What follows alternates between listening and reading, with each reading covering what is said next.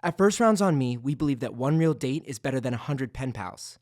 With our mobile dating app, we make it fun and easy for you to meet someone in person for a real date.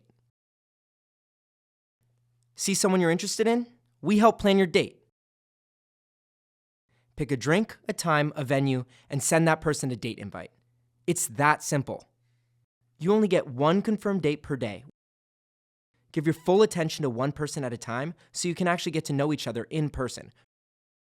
Our key differentiators allow you to focus on what's most important: dating with intention and connecting with someone in person. Once your date is confirmed, you only get 12 hours to chat before your date starts. If you're tired of the endless small talk with pen pals on other dating apps, First Rounds on Me is for you. Welcome back to Crowdsourcing Love. I'm Marin, and today I have Tyler Summers on from Boston Family Law. Hi, Tyler. Hi, Marin. How are you today? I'm doing great. It's good to be here with you. Yeah, thanks so much for coming. I'm so excited to have a lawyer on just because I need to know what to avoid and what to watch for. I'm intentionally dating right now, and a lot of my followers are as well. And so I think talking to a lawyer is really important just to make sure that because I'm in my 30s, like I don't want to fall for anything stupid that I can avoid preemptively. So just to get into you, Tyler, how long have you been practicing family law and how did you get into it? Sure, I've been a Mhm. divorce and family law attorney for about 10 years now. When Okay. I went to law school about 10, 15 years ago, I had to decide what area of law I wanted to ultimately practice. And there were a lot of options, as you can imagine. But at the end of the day, I said, I like working with people. I like resolving everyday problems. So Okay. that led me to family law. Amazing. And with family law, is that code for divorce lawyer or do you do other types of things? Sure. So family law is code for prenuptial agreements, prenups, divorce, child custody, spousal support, dividing assets, postnuptial agreements. Okay, cool. And you also have a very thriving TikTok and Instagram presence. How long have you been doing that for? Yeah, so not too long, probably about 4 months now, and it's just kind of blew up. I Hmm. frankly, I decided to do it for fun and see what it would lead to, and it's blown up. That's amazing. Yeah, it's really interesting and it's very tangible takeaways that come quickly. So I love your page. So from all of your experience with, being a family lawyer, do you personally believe in marriage? I think marriage can be a wonderful, beautiful thing Okay. if the right components are there to support a long-lasting relationship. Okay, so what are the right components? Well, first of all, you have to be in line with your spouse about various things: career choice, how you envision the future, are spending habits similar? A lot of people overlook these things. A lot of people never even live with their fiance before saying I do. Mm-hmm. Okay. So you're a proponent of living together before getting married. I think it's absolutely essential. Okay. You are Wow, you feel going to very see strongly. so strongly. And I'm speaking not only from my divorce work, but also from personal experience. It's so critical to live with your partner before you tie the knot. There are so many things you're going to see about your partner that you wouldn't necessarily see unless you lived with them 24/7. The Monday through Friday grind. It's not just going out for dates on Saturday night and drinking and having fun. It's waking up early in the morning to get to work. It's going to the gym. It's taking care of your dog or your cat. Chores, laundry, dishes. You need to see how your partner does these things. So how long would you suggest living with your partner before getting engaged? I would say I think it takes a good 3 to 4 months of Okay. continuously living together before you really can make you can make an assessment of what this person is really like. Some of us are on good behavior in that first 1 or 2 months, Mm-hmm. but after three Yeah. months, I tend to believe that you can see true colors. Yeah, it's hard to fake something that long. So a lot of people my age, especially, they're like, okay, I've been dating for 10 years. Like once I meet my person, I want a short engagement. Once I know, I'll know. how long should you date before you actually get married to someone from your experience as a lawyer? I frankly, I think you need to not only date, but live together. Mm-hmm. Dating But for is how fine. long? It's situation by situation, but at least a few months. Okay. And so you think a few months. So like you could date for like 6 months and then get married. You think that's going to be successful? It's hard to say. It's couple by Okay. couple. I Mm-hmm. think the longer you date, I think a long engagement is a really good test for marriage. Okay. So like a year-long So engagement? I think we need to draw a distinction between an engagement and Mm-hmm. getting married. Okay. I think an engagement can happen relatively soon. And an engagement, I mean, aside from giving a ring, an engagement really is not that serious. I know as a society, we cherish engagements, we celebrate engagements, but there's no legal commitment really when you're just engaged to someone. So an Okay. engagement can happen quickly, but marriage, I think you got to hold off. Okay. That makes sense.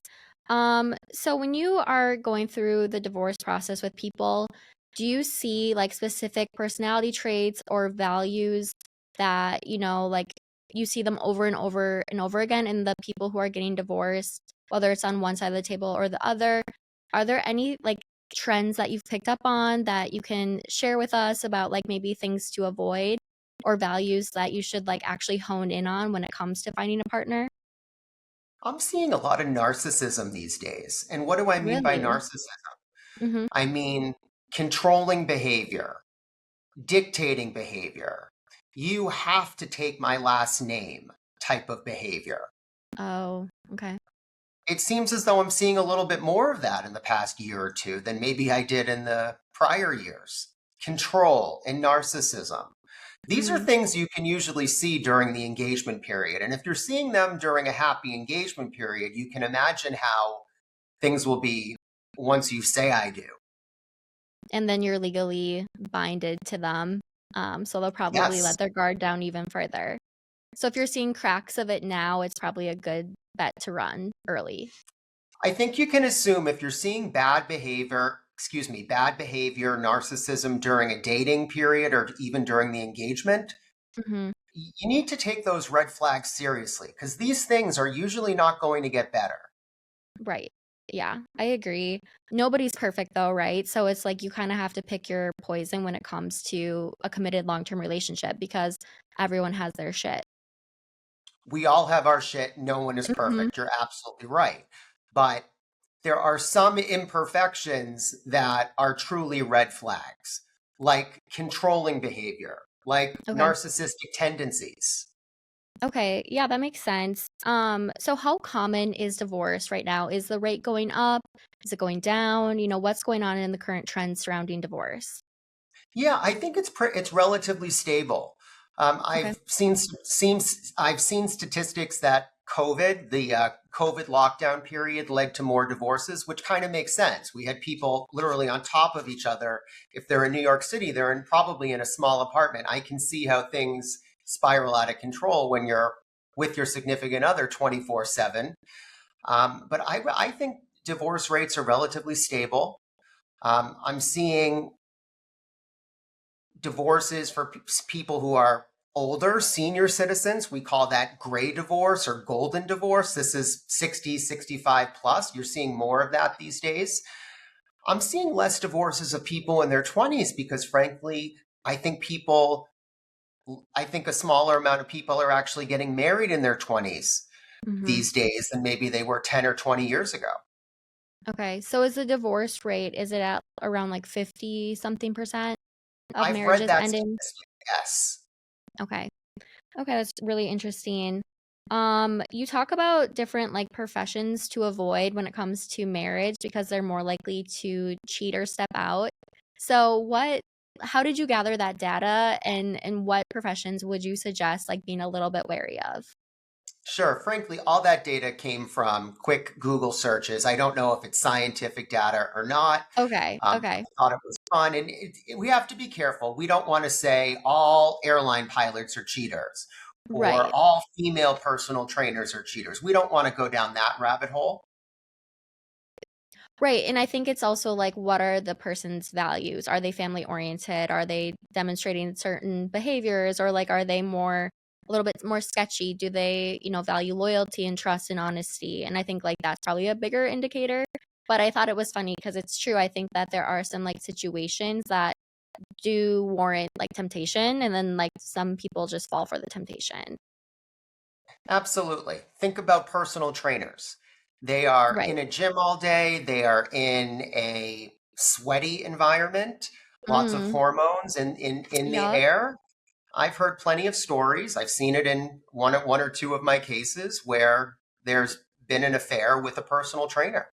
1000%. I've heard about, like, the woman having, like, a hot young personal trainer and things getting a little spicy, so it can go both ways.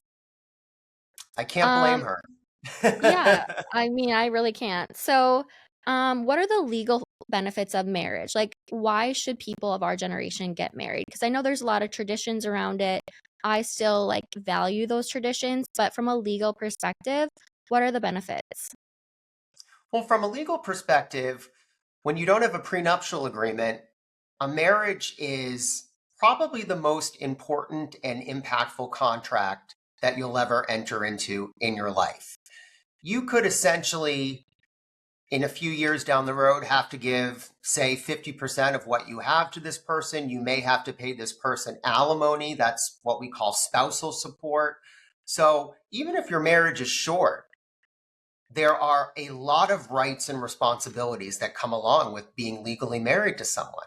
Benefits? Well, one benefit is, let's say it's more of a traditional family and we have the wife who's a stay-at-home mom. The family decides that the wife is going to stay home with the kids. So she foregoes a career. And then 20 years go by and the husband finds a hot new girlfriend at the office and wants to divorce the wife. So, but Yeah. this woman, this wife, she's been out of the workforce for 20 years. Are we going to expect her to go back out there and make enough money to support herself after being away for 20 years? No, we're not. So in that situation, we would see alimony from the Okay. husband who continues to work to the wife. So that's a benefit. Okay, so it's a way to protect one of the parties, one or both of the parties, depending on what they contribute to the household. Exactly. Okay, that makes sense. So can you talk me through the difference between, like, a prenuptial agreement, a postnum, and, like, why people should get them or not get them? Sure. I am the biggest fan of prenups. I cannot stress that enough. Okay. A prenup is a contract that two fiancés sign before they get married. And in that contract, they determine how their property, their accounts, their real estate, any other assets, how those would be divided in the future. Okay. It's so much easier to reach agreement on those issues when you're happy during the engagement versus trying to True. figure it out on the other end when you hate each other. Mhm. I consider a prenup to be an insurance policy. When we own a home, when we own a condo, we have insurance. When we own a car, we have insurance. So if we're getting married, why shouldn't we have insurance? I think True. we absolutely should. It's not, look, the prenup process isn't romantic. Here you are with your fiance you're madly in love with, and you're talking about divorce. No one wants to talk about divorce, but you're doing yourself a disservice by not having these difficult conversations before you say I do. Frankly, I think having these difficult conversations strengthens your relationship. I've seen couples that can't talk about the prenup. I think that's a very telling sign. If you can't get through the prenup process, imagine how difficult a divorce would be. Yeah, it's like a test for having a difficult conversation, which if you're marrying somebody, you need to get comfortable with having uncomfortable conversations because it's just the first of many. If you're truly gonna share your life with someone and build a life with somebody. Okay, and then what's a postnup? So for example, like, why do people get a postnup? Is it because you, after you're married, all of a sudden, like, are about to inherit something? Like, what's the point of a postnup and how do they work, I guess? So a postnup is very similar. It's a Okay. contract where you determine how your assets and debts would be divided if they were going to be divorced. The primary Yeah, difference here is that a postnup is signed after you're married versus a got it. prenup is signed before you walk down the aisle. There can be many reasons people want a postnup. A common one, Marin, is people call me, they're getting married on Saturday. They call me on Monday or Tuesday and they say, "Hey, Tyler, I need a prenup. I'm getting married in 6 days."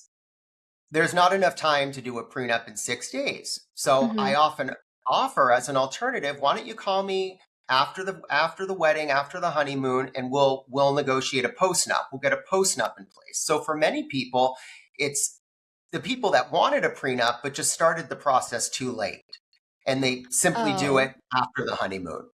okay. So it's not like you've been married for 20 years and then all of a sudden you're like, let's get a postnup. Like that's usually not the case.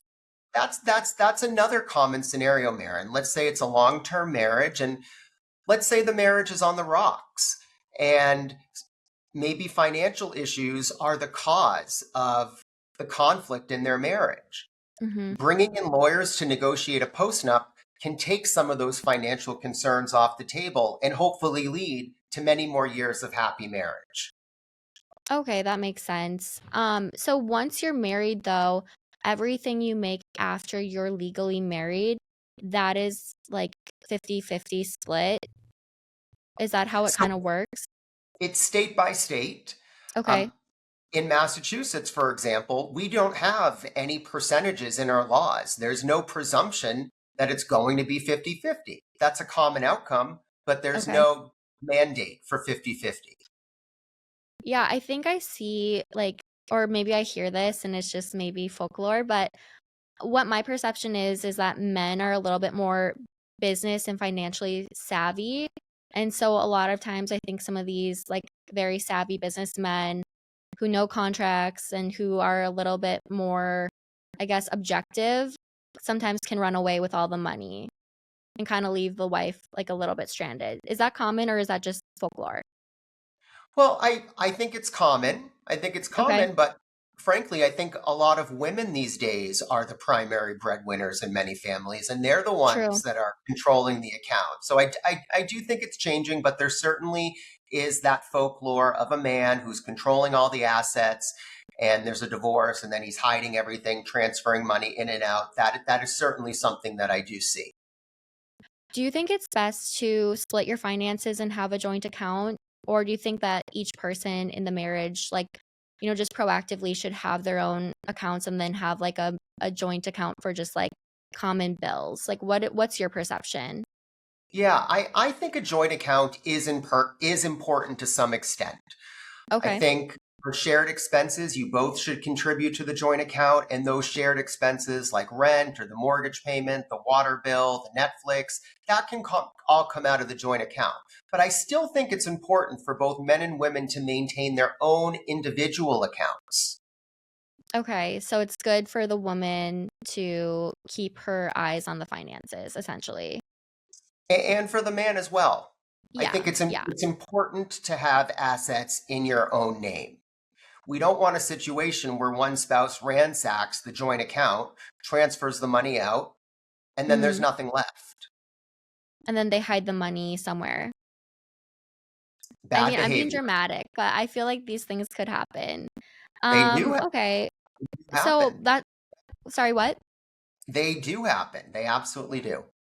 Yeah, so my next question is where do people usually hide their money? Well, in a recent case I just had, there was a lot of hiding of money in cryptocurrency, like Bitcoin. Oh, Um, I had to learn a lot about this. What we call, I don't know if you have any experience with Bitcoin, but there's cold storage and hot storage and exchanges. This is kind of a novel way to hide money. yeah. And my fellow divorce attorneys and I, we've had to become proficient in crypto in order to understand these new ways of hiding money. In the past, we had people using offshore bank accounts. I know of one case where the husband withdrew cash from the bank, and Mhm. literally, I'm not kidding you, he was hiding it under the mattress. What a weirdo. Oh my God, that's crazy. So, in conclusion, like watch out for the crypto guys. Watch out for the crypto guys. They know Honestly. things that most of us don't. Yeah, they know how to, yeah, kind of swindle or hide the money. What are the best ways to catch a cheater? And how often do people file for divorce because there's cheating? Like, I have so many questions. Let me just ask one at a time, but let's start with the cheating. Sure. I think Okay. the most telltale sign of cheating is looking through bank statements and looking through credit card statements. Where are they going? Are they going on trips? Are they going out for dinner? Who are they Mm-hmm. going with? Those can be signs. If you have someone who is taking out a lot of cash and we don't know how that cash is being used, that's also a red flag that there may be a boyfriend or a girlfriend in the picture. So the cash transactions. And then how often do people file for divorce because of infidelity? Often, very Is often, it? as you can imagine, being cheated on is the ultimate betrayal. And Mm-hmm. in most cases, it's very difficult to salvage a marriage after there's been cheating. Yeah. So would you say that's the most common reason for divorce, or what are people citing? Or like what are some No, trends I guess you're seeing just in your specific practice? sure, cheating is definitely prevalent in my practice, but I think what's even more prevalent is growing apart. We Mm, change. We are evolving. The person who we were at 28 is not who the person we are at 38, let alone 48 or 58. So yeah. oftentimes it's not just one event. It's not just one trigger like an affair. It's it's the accumulation leading to the realization that we just don't have that much in common anymore. We don't have really Hmm. shared values. We don't have the same interests. What are we doing? Yeah. So it's like death by a thousand cuts, basically. Okay. So when it comes to divorce, who gets alimony, who gets the kids? Like, how do all these things kind of pan out? Sure. Well, there's nothing more difficult than a child custody situation. There's nothing Mm-hmm. more important than children. Children are far more important than money.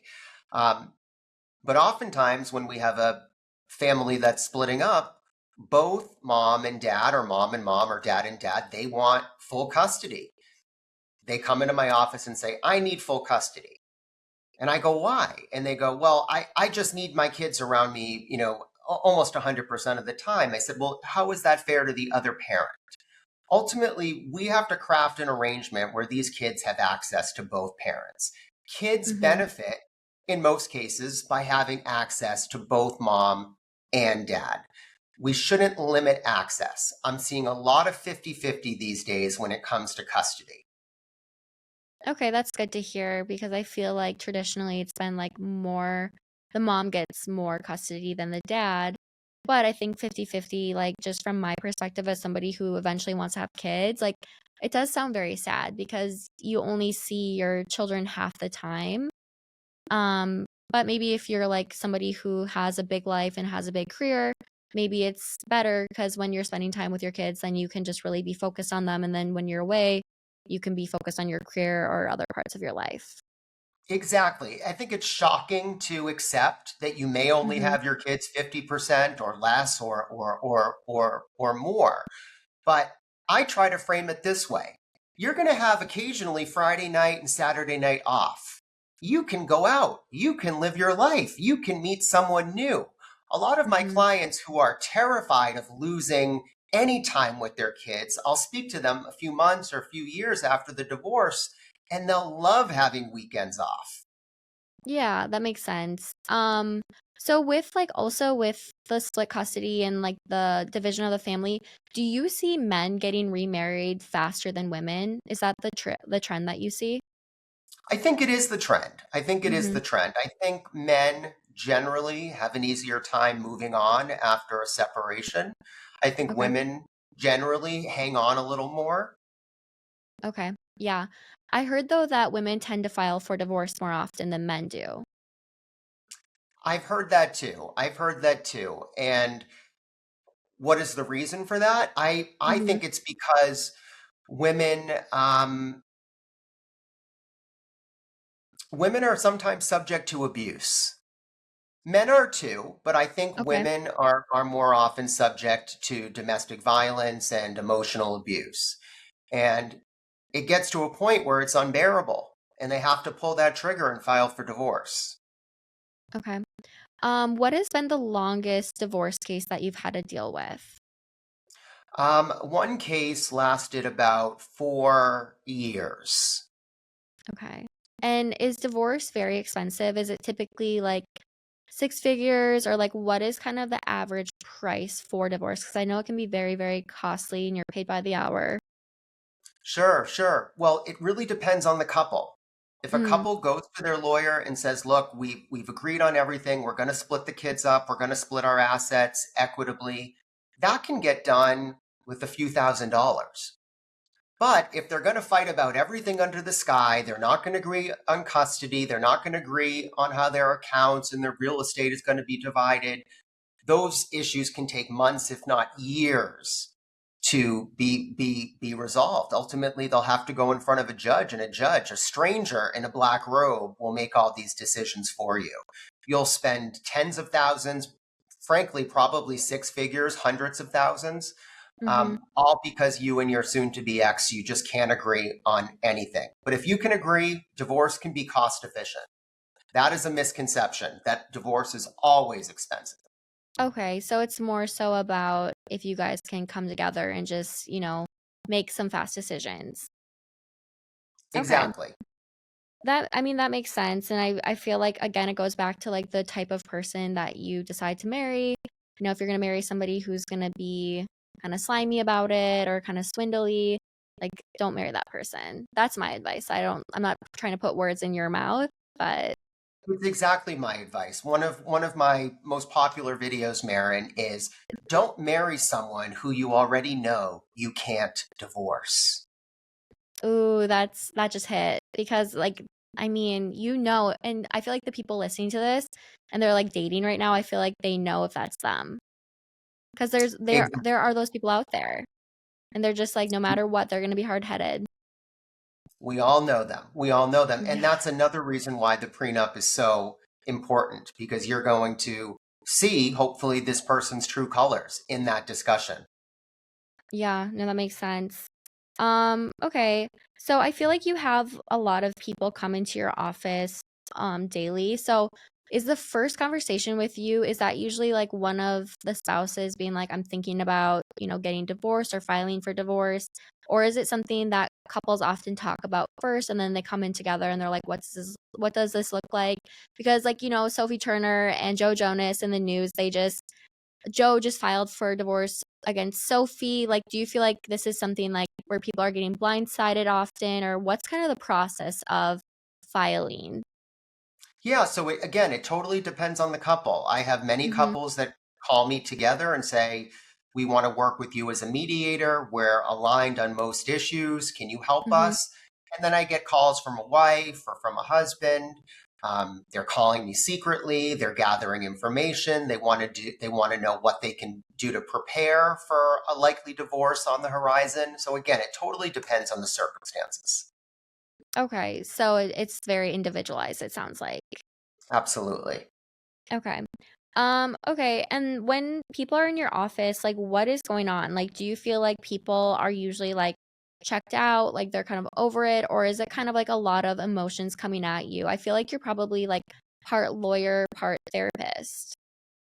Yes, I didn't go to school to be a social worker or a Mm-hmm. psychologist, but it comes along with my job. A lot of my clients rely on me not just for legal advice in guiding them through the court process, but also just to talk and be that shoulder to lean on, so to speak. I have some Mm-hmm. clients who are very organized, they know exactly what they want to talk about. And then I have others that are just so distraught about the Mm-hmm. divorce that they don't know where to begin. Do you feel like some of that energy though, like sinks into you at all? Like, do you feel like sometimes, because it's a lot, those are some big emotions to be around constantly. How does it affect you? Yeah, it certainly affects me, the people in my life. Mm-hmm. You're right. I'm around negativity every single workday and on the Yeah. weekends. So what I have to do is I have to learn to leave. When I sign off for the day, I need to leave that negativity behind because I don't want to hurt my friends, my family, my partner. I want to be happy. And you're right. Everything I do is pretty negative, except the prenups. Though that's actually a little more That's amicable because lighter. everyone's happy. Yeah, that makes sense. I know that you said that Boston is not a common law state, or sorry, Massachusetts is not a common law state. What is common law? Like that's basically where you're like living with your boyfriend or girlfriend, but you're not married, but then the law recognizes you as married. Is that what it is?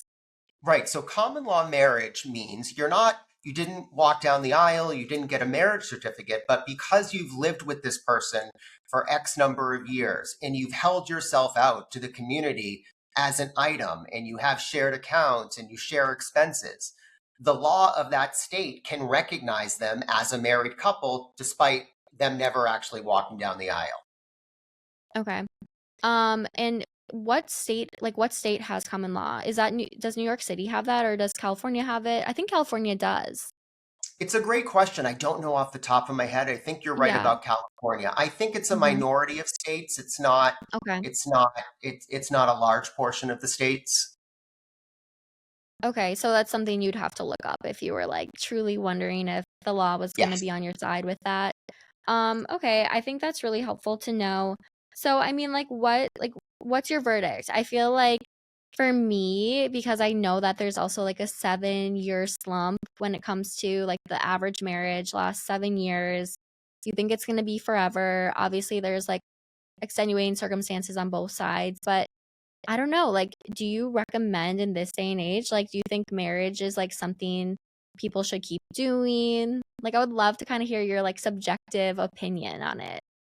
Yeah, I'm a big believer in marriage, but I think you also need to protect yourself Mm-hmm. from the possibility of a future divorce. And that's why prenups and postnups are so critical. You can have both. You can have the fairy tale marriage and wedding, but you can also have the prenup or the postnup that will be there as an insurance policy if things go wrong. As we talked about earlier, the divorce rates are pretty high. Mm-hmm. So don't go into your marriage just assuming that it's going to be forever. That is negligent. Yeah, and I think you just really need to be careful. Yeah, and I think for me, like, I do still believe in love and I try not to be jaded, but I also want to feel like I'm prepared because it just feels like from my perspective, like with the rise of social media and there's just like so many ways to stray. I don't know. I just like I don't want to say I'm jaded, but I just feel like sometimes I don't know. Like I think it's so worth it to get married though, because like you're building a life with somebody, a partnership. But do I you see agree with you. less and less people getting married? Like I think you said that already. I agree with you completely. I think as a society, we're a little more hesitant to get married than we were even 5 or 10 years ago. But Hmm. we can have both, Marin. We can get married and have that fairy tale, but also have protection. Yeah, and that's where you come in. So, what is your future looking like when it comes to your career? I feel like right now you look like a politician. Like you could totally be, I could be talking to a senator right now. So, do you think you're going to continue with your practice or like do you see yourself going down a different avenue with the social media? Where do you see yourself going with this?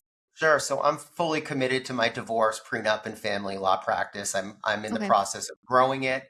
It's rewarding. Yes, there's a lot of Mm-hmm. negative, but it's a very rewarding career. I love helping people. I love dealing with people and their families.